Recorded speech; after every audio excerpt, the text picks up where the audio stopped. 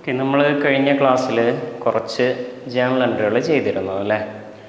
അതായത് ഏകദേശം ഒരു വർക്ക്. ഇതിപ്പോൾ നെക്സ്റ്റ് ജേണൽ എൻട്രികൾ, അടുത്ത വർക്കിൻ്റെ ജേണൽ എൻട്രികൾ നമ്മൾ ചെയ്യണം. കഴിഞ്ഞ ക്ലാസ്സിൽ ചെയ്ത പോലെ തന്നെ കുറച്ചുകൂടെ ജേണൽ എൻട്രികൾ നമ്മൾ ചെയ്ത് നോക്കുകയാണ് കേട്ടോ. അപ്പോൾ ഫസ്റ്റത്തെ ട്രാൻസാക്ഷൻ എന്താ പറയുന്നത്? അഭിലാഷ് സ്റ്റാർട്ടഡ്.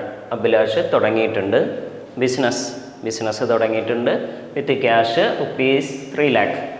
3 ലക്ഷം രൂപ കൊണ്ട് അഭിലാഷ് ബിസിനസ് തുടങ്ങി എന്നാണ് പറയുന്നത് അല്ലേ? അപ്പോൾ ബിസിനസ് എൻറ്റിറ്റി കൺസെപ്റ്റ് അല്ലെങ്കിൽ അക്കൗണ്ടിങ് എൻറ്റിറ്റി കൺസെപ്റ്റ് പ്രകാരം എന്താണ് ഇവിടെ ചെയ്തിട്ടുള്ളത്? അഭിലാഷ് ബിസിനസ്സിന് ക്യാഷ് കടം കൊടുത്തു എന്നാണ് അർത്ഥം അല്ലേ? നമ്മൾ ആദ്യത്തെ ക്ലാസ്സുകളിൽ പറഞ്ഞിരുന്നു എന്താണ് അക്കൗണ്ടിങ് എൻറ്റിറ്റി കൺസെപ്റ്റ്, എന്താണ് ബിസിനസ് എൻറ്റിറ്റി കൺസെപ്റ്റ് എന്നുള്ളത് കേട്ടോ. അപ്പോൾ അത് ഞാനിവിടെ ഇനി പറയുന്നില്ല, നമ്മൾ ഡീറ്റെയിൽ ആയിട്ട് പഠിച്ചു കഴിഞ്ഞാണ്, ഞാൻ പറഞ്ഞു കഴിഞ്ഞാണ്. അപ്പോൾ ആ ഒരു കാഴ്ചപ്പാട് പ്രകാരം ബിസിനസ് വേറെയാണ്, ഉടമസ്ഥന് വേറെയാണ് അല്ലേ? അപ്പോൾ എന്താണ് ഇവിടെ വരുന്നത്? ബിസിനസ് ഉടമസ്ഥൻ്റെ കയ്യിൽ നിന്നും 3 ലക്ഷം രൂപ കടം വാങ്ങി എന്നാണ് ഇതിൻ്റെ ലോജിക്ക് വരുന്നത്. ഒരു ഉടമസ്ഥനെ സംബന്ധിച്ച് ബിസിനസ് എന്താണ്? അയാളുടെ സ്വത്താണ് അല്ലേ? വീട്, ഭൂമി പോലുള്ള സ്വത്താണ്. പക്ഷേ ബിസിനസ്സിനെ സംബന്ധിച്ച് ഉടമസ്ഥൻ എന്ന് പറഞ്ഞാൽ ബിസിനസ് ഉടമസ്ഥന് പണം കൊടുക്കാനാണ്, അല്ലെങ്കിൽ സ്വത്തുകൾ കൊടുക്കാനാണ്. അതിനെയാണ് നമ്മൾ ക്യാപിറ്റൽ എന്ന് പറയുന്നത് അല്ലേ? നമ്മൾ പറഞ്ഞ പോലെ ഫസ്റ്റ് ക്ലാസ്സിലൊക്കെ പറഞ്ഞിട്ടുണ്ട്. ഓക്കെ, അപ്പോൾ ഇവിടെ ഉടമസ്ഥൻ ബിസിനസ്സിന് 3 ലക്ഷം രൂപ കടം കൊടുത്തു എന്നാണ് അക്കൗണ്ടിങ്ങിലെ കാഴ്ചപ്പാട്. അപ്പോൾ എങ്ങനെയാണ് എഴുതുക? അപ്പോൾ ഉടമസ്ഥൻ ബിസിനസ്സിന് ക്യാഷ് കടം കൊടുത്തു എന്ന് പറഞ്ഞാൽ ബിസിനസ്സിന് എന്താ കിട്ടി? ക്യാഷാണ് കിട്ടുന്നത് അല്ലേ? ബിസിനസ് ഉടമസ്ഥൻ്റെ കയ്യിൽ നിന്നും ക്യാഷ് കടം വാങ്ങുകയാണ്. അപ്പോൾ എങ്ങനെ എഴുതണം? ക്യാഷ് അക്കൗണ്ട് ഡെബിറ്റ് അല്ലേ? ക്യാഷ് അക്കൗണ്ട് ഡെബിറ്റ് ചെയ്യണം. എത്ര രൂപ? 3 ലക്ഷം. അതായത് ബിസിനസ്സിന് എന്ത് കിട്ടിയിട്ടുണ്ട്? ക്യാഷ് കിട്ടിയിട്ടുണ്ട്. ബിസിനസ്സിന് ക്യാഷ് കിട്ടിയിട്ടുണ്ട്. ഇനി അതിൻ്റെ തുക ആർക്ക് കൊടുക്കണം? ഉടമസ്ഥന് കൊടുക്കണം അല്ലേ? അപ്പോൾ അതിനെ നമ്മൾ എന്താ ചെയ്യുക? ക്യാപിറ്റൽ അക്കൗണ്ട് എന്ത് ചെയ്യണം? ക്രെഡിറ്റ് ചെയ്യണം അല്ലേ? അതായത് ക്യാഷ് കിട്ടിയത് ഗുണം ബിസിനസ്സിന് എന്ത് കിട്ടി? ക്യാഷ് കിട്ടി. അതിൻ്റെ തുക, ആ ഒരു എമൗണ്ട് ആർക്ക് കൊടുക്കാനായി? ഉടമസ്ഥന് കൊടുക്കാനായി. ഓക്കെ, ഇവിടെ പാർട്ട്നേഴ്സ്, ബിസിനസ് തുടങ്ങുന്ന സമയത്ത് പാർട്ട്ണർമാരുണ്ടെങ്കിൽ നമ്മൾ ആളുകളുടെ പേര് ചേർത്ത് എഴുതണം കേട്ടോ. അപ്പോൾ ഇവിടെ അഭിലാഷ് എന്ന് പറയുന്ന പാർട്ട്ണർ ആണെങ്കിൽ അഭിലാഷ് ക്യാപിറ്റൽ എന്ന് പറയണം. പിന്നെ അനീഷ് ഉണ്ടെങ്കിൽ അനീഷ് ക്യാപിറ്റൽ എന്ന് പറഞ്ഞ് ഓരോരുത്തരുടെയും പേര് ചേർത്തിയിട്ട് ക്യാപിറ്റൽ എന്ന് പറഞ്ഞ് നമ്മൾ എഴുതണം. ഓക്കെ, പേര് ചേർത്തിയിട്ട് ക്യാപിറ്റൽ എന്ന് പറഞ്ഞാൽ നമ്മൾ എഴുതണം. പേര് മാത്രം എഴുതരുത്. നമ്മുടെ ബിസിനസ്സിൽ ചരക്ക് വാങ്ങുന്ന ആളുകൾ, അതായത് കസ്റ്റമേഴ്സ്, നമ്മൾ വാങ്ങുന്ന ആളുകൾ, അതായത് ക്രെഡിറ്റേഴ്സ് അല്ലേ? ആരുടെ കയ്യിൽ നിന്നാണ് പർച്ചേസ് ചെയ്യുന്ന ആ ആളുകൾ, അതുപോലെ നമ്മൾ സെയിൽ ചെയ്യുന്ന ആളുകൾ, അതായത് കസ്റ്റമേഴ്സ്, ഇവരൊക്കെ ഈ പേരുകളിൽ, അതായത് വ്യക്തികളുടെ പേരുകളുണ്ടാവും, സ്ഥാപനങ്ങളുണ്ടാവാം.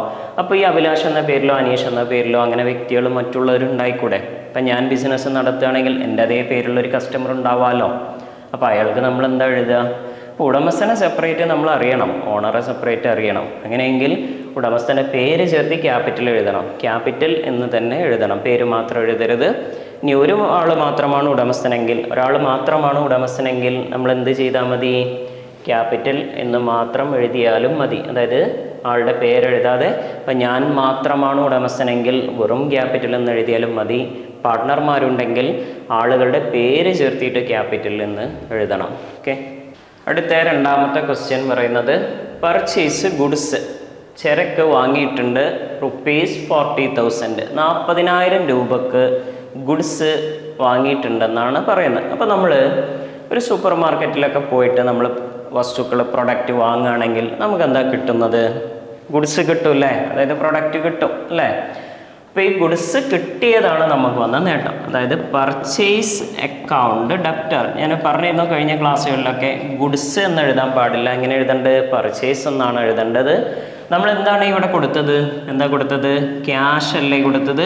അപ്പോൾ ക്യാഷിനെ നമ്മൾ എന്ത് ചെയ്യണം? ക്രെഡിറ്റ് ചെയ്യണം. അതായത് ഇതിൻ്റെ അർത്ഥം എന്താ? ക്യാഷ് പോയി എന്നാണ് അർത്ഥം അല്ലേ? ഇതിൻ്റെ മലയാള അർത്ഥം ക്യാഷ് പോയി. അപ്പോൾ 40,000 രൂപ നമുക്ക് എന്ത് ചെയ്തിട്ടുണ്ട്? ഗുഡ്സ് ഇവിടെ കിട്ടിയിട്ടുണ്ട്. അത് ഗുണമാണ്. അതായത് പർച്ചേസ് ചെയ്ത് ഗുഡ്സ് കിട്ടിയിട്ടുണ്ട്, അത് ഗുണമാണ്. കയ്യിൽ നിന്ന് എന്ത് പോയിട്ടുണ്ട്? ക്യാഷ് പോയിട്ടുണ്ട് അല്ലേ. ഡെബിറ്റ് ക്രെഡിറ്റ് റൂള് കഴിഞ്ഞ ക്ലാസ്സിൽ നമ്മൾ പറഞ്ഞ പ്രകാരം പർച്ചേസ് എന്താണ്? ഒരു എക്സ്പെൻസ് ആണ്, ബിസിനസ്സിലെ ഡയറക്റ്റ് എക്സ്പെൻസ് ആണ് പർച്ചേസ് അല്ലേ. അതുകൊണ്ട് അതുണ്ടായ സമയത്ത് നമ്മൾ അതിനെന്ത് ചെയ്തു? ഡെബിറ്റ് ചെയ്തു. കയ്യിൽ നിന്നും അസറ്റ് അല്ലേ, അതായത് ക്യാഷ് എന്ന് പറഞ്ഞാൽ കറണ്ട് അസറ്റാണ്, അത് കുറഞ്ഞ സമയത്ത് എന്ത് ചെയ്തു? ക്രെഡിറ്റ് ചെയ്തു. ആ റൂള് പ്രകാരം നമുക്ക് അങ്ങനെ പറയാം അല്ലേ. അടുത്ത മൂന്നാമത്തെ പറയുന്നത് സോൾഡ് ഗുഡ്സ്, ചരക്ക് വിറ്റിട്ടുണ്ട് ടു പ്രിയക്ക് വിറ്റു ₹20,000 20,000 രൂപക്ക്. അപ്പോൾ പ്രിയ എന്നുള്ള പേര് ഇവിടെ തന്നിട്ടുണ്ട് അല്ലേ. അപ്പോൾ അതിൻ്റെ അർത്ഥം എന്താ? ഇത് കടത്തിനാണെന്നാണ് അല്ലേ, കടത്തിനാണെന്നാണ്. അപ്പം കടത്തിന് നമ്മൾ പ്രിയക്ക് വിറ്റു എന്നാണ് പറയുന്നത്. അപ്പം എന്താണ് ഇവിടെ ഡെബിറ്റ് വരിക? പ്രിയ നമുക്ക് ഇങ്ങോട്ട് ക്യാഷ് തരാനാവും അല്ലേ. പ്രിയ ഇങ്ങോട്ട് ക്യാഷ് തരാനാവും എന്ന് പറഞ്ഞാൽ എന്താ? നമ്മൾ ബാങ്കിലൊക്കെ പൈസ ഇട്ടതുപോലെയാണ് അല്ലേ. അതായത് നമുക്ക് വിശ്വാസമുള്ളതുകൊണ്ടല്ലേ പ്രിയക്ക് നമ്മൾ കടത്തിന് വിറ്റത്. അപ്പം പ്രിയ ഇങ്ങോട്ട് ക്യാഷ് തരാനായി, അതിനെ നമ്മൾ എന്ത് ചെയ്യണം? ഡെബിറ്റ് ചെയ്യണം. പ്രിയ ഇങ്ങോട്ട് ക്യാഷ് തരാനായി ഡെബിറ്റ് ചെയ്യണം. എന്താണ് നമ്മുടെ കയ്യിൽ നിന്ന് പോയത്? ഗുഡ്സാണ് പോയിട്ടുള്ളത്. അപ്പോൾ അതുകൊണ്ട് അതിനെ നമ്മൾ ക്രെഡിറ്റ് ചെയ്യണം. അതായത് സെയിൽസ് അക്കൗണ്ട് എന്നാണ് എഴുതേണ്ടത് അല്ലേ. ഗുഡ്സ് പോകുമ്പോൾ ഗുഡ്സ് എന്ന് എഴുതാൻ പാടില്ല, ഞാൻ കഴിഞ്ഞ ക്ലാസ്സിൽ പറഞ്ഞിരുന്നു. നമ്മൾ എഴുതേണ്ട എന്താ? സെയിൽസ് എന്നാണ് എഴുതേണ്ടത്. അപ്പം പ്രിയ ഇങ്ങോട്ട് ക്യാഷ് തരാനായത് നമുക്ക് വന്നിട്ടുള്ള ഗുണം ഡെബിറ്റ്. നമ്മുടെ കയ്യിൽ നിന്നും ഗുഡ്സ് പോയത് നമുക്ക് വന്നിട്ടുള്ള ദോഷം. അതായത് പോയത് എന്താണ്? ഗുഡ്സാണ്. അതിനെ രണ്ടാമതും എഴുതി. അടുത്തത് രേണുകയുടെ കയ്യിൽ നിന്ന് ചരക്ക് വാങ്ങി എന്നാണല്ലേ. പർച്ചേസ് വാങ്ങി, ഗുഡ്സ് ചരക്ക് വാങ്ങി ഫ്രം രേണുകയുടെ കയ്യിൽ നിന്ന് ₹10,000 10,000 രൂപയുടെ. അപ്പോൾ ആളുടെ പേര് തന്നിട്ടുണ്ട് രേണുക. അപ്പോൾ അത് കടത്തിനാണ് അല്ലേ, കടത്തിനാണ്. അപ്പോൾ നമ്മൾ രേണുകയുടെ കയ്യിൽ നിന്ന് കടത്തിന് വാങ്ങുമ്പോൾ എന്ത് സംഭവിക്കും? നമുക്ക് എന്താ കിട്ടുക? നമ്മൾ വാങ്ങുന്ന സമയത്ത് നമ്മൾ സൂപ്പർ മാർക്കറ്റിലൊക്കെ പോയിട്ട് മറ്റെവിടെയെങ്കിലും പോയിട്ട് അല്ലേ ഒരു പ്രൊഡക്റ്റ് വാങ്ങുമ്പോൾ എന്ത് കിട്ടും? ആ പ്രൊഡക്റ്റിനെ നമുക്ക് കിട്ടും അല്ലേ. അപ്പോൾ എന്താ എഴുതുക? പർച്ചേസ് അക്കൗണ്ട് ഡെപ്റ്റർ അല്ലേ, ഡെബിറ്റ് അല്ലേ. പർച്ചേസിനെ ഡെബിറ്റ് ചെയ്തു. അതായത് ഗുഡ്സ് നമുക്ക് കിട്ടി. ഇതിൻ്റെ അർത്ഥം എന്താ? ഗുഡ്സ് നമുക്ക് കിട്ടി. എത്ര രൂപയുടെ ഗുഡ്സാണ് കിട്ടിയത്? 10,000 രൂപയുടെ ഗുഡ്സ് കിട്ടി. ഇനി നമ്മൾ ക്യാഷ് കൊടുത്തിട്ടുണ്ടോ? ഇല്ല, നമ്മൾ കടമാണ് പറഞ്ഞിട്ടുള്ളത്, കടമാണ് പറഞ്ഞത്. അപ്പം എന്താണ് നമുക്ക് വന്ന ദോഷം? ക്രെഡിറ്റ്. നമ്മൾ കടക്കാരനായി, നമ്മൾ കടത്തിലാവുന്നത് നല്ലതാണോ? അല്ല അല്ലേ. കടം കയറി കഴിഞ്ഞാൽ ബിസിനസ്സിനും നമുക്കൊക്കെ പ്രശ്നമാണ്. ബാധ്യതയായി നമ്മളുടെ ബാധ്യത കൂടുകയാണ്. അപ്പം രേണുകക്ക് പൈസ കൊടുക്കാനായി. അപ്പം എങ്ങനെ എഴുതും? രേണുക അക്കൗണ്ടിനെ എന്ത് ചെയ്യണം? നമ്മൾ ക്രെഡിറ്റ് ചെയ്യണം അല്ലേ. അപ്പോൾ നമുക്ക് ഗുഡ്സ് കിട്ടിയത് നല്ലത് ഗുണമാണ്. രേണുകക്ക് ക്യാഷ് കൊടുക്കാനായി, അതെന്താണ്? നമ്മുടെ ബാധ്യതയാണ്, കടാണ്, നല്ല കാര്യമല്ല അല്ലേ, ചീത്ത കാര്യമാണ്.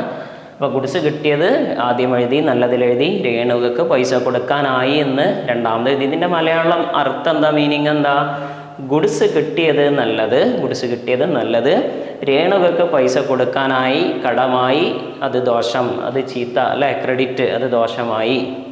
സോൾഡ് ഗുഡ്സ് വിറ്റു, ചരക്ക് വിറ്റു ഫോർ ക്യാഷ്, പൈസക്ക് വിറ്റു. അതായത് ക്യാഷ് കിട്ടി അല്ലേ, ക്യാഷ് കിട്ടി. അപ്പോൾ നമുക്ക് എളുപ്പമാണല്ലത്, എളുപ്പമാണ്. നമുക്ക് എന്താ കിട്ടി? നമ്മൾ പ്രൊഡക്റ്റ് വിറ്റു, നമുക്ക് എന്ത് കിട്ടി? ക്യാഷ് കിട്ടി. അപ്പോൾ അതാദ്യം എഴുതണം അല്ലേ. Cash account debit. ഇതിൻ്റെ അർത്ഥം എന്താ? ക്യാഷ് കിട്ടിയിട്ടുണ്ട്. മലയാളം അർത്ഥം എന്താണ് അല്ലേ? ക്യാഷ് കിട്ടി എന്നാണ് അർത്ഥം. ക്യാഷ് കിട്ടി. എത്ര രൂപ? 5,000 രൂപ അല്ലേ. അതായത് ക്യാഷ് കിട്ടുമ്പോൾ നമ്മൾ ക്യാഷിനെ എവിടെ എഴുതണം? ആദ്യം എഴുതണം. ക്യാഷ് പോകുമ്പോൾ എവിടെ എഴുതണം? ക്യാഷിനെ രണ്ടാമത് എഴുതണം. ക്യാഷ് കിട്ടുമ്പോൾ ക്യാഷിനെ ആദ്യം എഴുതണം, ക്യാഷ് പോകുമ്പോൾ ക്യാഷിനെ രണ്ടാമത് എഴുതണം. അപ്പോൾ ക്യാഷ് ആദ്യം എഴുതി അല്ലെ, ക്യാഷ് കിട്ടിയെന്ന് എഴുതി. നമ്മൾ വിൽക്കുകയാണ് അല്ലേ, വിറ്റുകയാണ്. അപ്പോൾ എന്താ നമുക്ക് പോവുക? ഗുഡ്സ് പോകും അല്ലേ, ഗുഡ്സ് പോകും. അപ്പം എങ്ങനെ എഴുതുക? സെയിൽസ് അക്കൗണ്ടിനെ ക്രെഡിറ്റ് ചെയ്യണം നമ്മൾ. എത്ര രൂപ? 5,000 രൂപ നമ്മൾ സെയിൽസിന്, അതായത് ഗുഡ്സ് പോയി എന്ന് നമ്മൾ എഴുതണം അല്ലേ. ഗുഡ്സ് പോയി. എത്ര രൂപയുടെ? 5,000 രൂപയുടെ ഗുഡ്സ് നമുക്ക് പോയിട്ടുണ്ട്. അടുത്ത ക്വസ്റ്റ്യൻ പറയുന്നത് SBI ബാങ്ക് തുടങ്ങി, നമ്മൾ ഒരു അക്കൗണ്ട് തുടങ്ങി അല്ലേ. SBI ബാങ്കിൽ ഒരു അക്കൗണ്ട് തുടങ്ങി. എത്ര രൂപ? 20,000 നമ്മളതിൽ ഡെപ്പോസിറ്റും ചെയ്തിട്ടുണ്ട്, 20,000 രൂപ. അപ്പോൾ ബാങ്കിൽ നമ്മൾ പൈസ ഇടുമ്പോൾ എന്താ അവിടെ വരുന്ന ഗുണം? ബാങ്കിൽ ക്യാഷ് ആയത് തന്നെ അല്ലേ. അപ്പോൾ SBI bank account debtor, debit. SBI ബാങ്കിൽ എന്ത് ചെയ്തു? ഡെബിറ്റ് ചെയ്തു അല്ലേ, ഡെബിറ്റ് ചെയ്തു. എന്താ നമ്മൾ കൊണ്ടുപോയി കൊടുത്തത് ബാങ്കിൽ? ക്യാഷ് അല്ലേ? ക്യാഷ് അല്ലേ കൊടുത്തത്? അപ്പോൾ ബാങ്കിൽ പൈസ കൂടിയത് നല്ല കാര്യം, ബാങ്കിൽ പൈസ കൂടിയത് നല്ല കാര്യം. കയ്യിൽ നിന്ന് പൈസ പോയത് നമ്മുടെ ദോഷം, ചീത്ത കാര്യം അല്ലേ? എത്രയാണ്? 20,000 രൂപ ബാങ്കിൽ കൂടിയിട്ടുണ്ട്. ആ 20,000 തന്നെയാണ് എന്ത് ചെയ്ത് കയ്യിൽ നിന്ന് പോയത് അല്ലേ? പിന്നെ അതിന് പലിശ കിട്ടും അല്ലേ? ഒരു സമയമാകുമ്പോൾ നമുക്ക് പലിശ കിട്ടും. പക്ഷെ അത് ആ പലിശ കിട്ടുമ്പോഴാണ് എഴുതേണ്ടത് കേട്ടോ, അതിപ്പോഴല്ല. അത് അല്ലേ, അതിൻ്റെ ടൈമിലാണ് നമ്മൾ എഴുതേണ്ടത്. ഇപ്പോൾ ബാങ്കിൽ പൈസയായി, കയ്യിൽ നിന്ന് പൈസ പോയി, അത്രയാണ് നമ്മൾ എഴുതേണ്ടത്. അടുത്ത പറയുന്നത് ഫർണിച്ചർ, പർച്ചേസ് ഫർണിച്ചർ. നമ്മൾ വാങ്ങി, ഫർണിച്ചർ വാങ്ങി 10,000, 10,000 രൂപയുടെ ഫർണിച്ചർ വാങ്ങി. നമ്മുടെ ബിസിനസ്സിൽ ആവശ്യത്തിന് വേണ്ടി ഉപയോഗിക്കാൻ വേണ്ടി നമ്മൾ ഫർണിച്ചർ വാങ്ങി. അപ്പോൾ നമ്മൾ ചിന്തിച്ച് നോക്കൂ, നമ്മൾ ഫർണിച്ചർ വാങ്ങുമ്പോൾ എന്താ നമുക്ക് കിട്ടിയത്?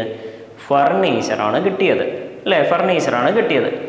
അപ്പോൾ നമ്മൾ അത് എഴുതണം അല്ലേ? ഫർണിച്ചർ അക്കൗണ്ടിനെ ഡെബിറ്റ് ചെയ്യണം അല്ലേ? ഫർണിച്ചർ അക്കൗണ്ട് ഡെബിറ്റർ എഴുതി. അപ്പോൾ ഇതിൻ്റെ അർത്ഥം, മലയാള അർത്ഥം എന്താ? ഫർണിച്ചർ കിട്ടിയിട്ടുണ്ട്, ഫർണിച്ചർ കിട്ടിയിട്ടുണ്ട്. എത്ര രൂപയുടെ ഫർണിച്ചർ കിട്ടി? 10,000 രൂപയുടെ ഫർണിച്ചർ നമുക്ക് കിട്ടിയത്. 10,000 രൂപയുടെ ഫർണിച്ചർ കിട്ടി. എന്താ നമ്മളിതിന് കൊടുത്തത്? ആ കടക്കാരനെ എന്താ കൊടുത്തത്? ക്യാഷ് അല്ലേ? ക്യാഷല്ലേ കൊടുത്തത്? അപ്പോൾ ക്യാഷ് നമ്മൾ എന്ത് ചെയ്യണം? ക്യാഷിനെ ഇവിടെ ക്രെഡിറ്റ് ചെയ്യണം. ഇതിൻ്റെ അർത്ഥം എന്താ?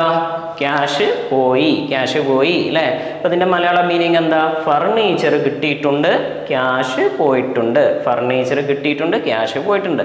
നമ്മൾ ബാങ്കിൽ നിന്ന് ട്രാൻസ്ഫർ ചെയ്താന്ന് കരുതുക, ഗൂഗിൾ പേയോ പേടിഎമ്മോ എന്തെങ്കിലും ചെയ്ത് ബാങ്ക് വഴി നമ്മൾ ചെയ്തു എങ്കിൽ ഇവിടെ എന്താ എഴുതേണ്ടത്? നമ്മൾ ബാങ്കാണ് എഴുതേണ്ടത് അല്ലേ? ബാങ്കാണ് എഴുതേണ്ടത്. ഓക്കെ, അപ്പോൾ ക്യാഷിൻ്റെ സ്ഥാനത്ത് ബാങ്കിൽ നിന്ന് പോയി എന്നാണ് എഴുതേണ്ടത് കേട്ടോ. പിന്നെ നമ്മൾ നോക്കി നോക്കൂ, മുമ്പൊക്കെ നമ്മൾ പർച്ചേസ് ഗുഡ്സ് എന്ന് പറയുമ്പോൾ നമ്മളിവിടെ എഴുതിയിരുന്നത് പർച്ചേസ് എന്നാണ് എഴുതിയിരുന്നത് അല്ലേ?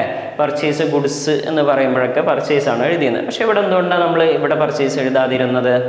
അതായത് ഗുഡ്സ് വാങ്ങുമ്പോഴാണ് നമ്മൾ പർച്ചേസ് എന്ന് എഴുതേണ്ടത്, ഗുഡ്സ് വിൽക്കുമ്പോഴാണ് നമ്മൾ സെയിൽ എന്ന് എഴുതേണ്ടത്. ഈ ഗുഡ്സിൻ്റെ പ്രത്യേകത എന്താ?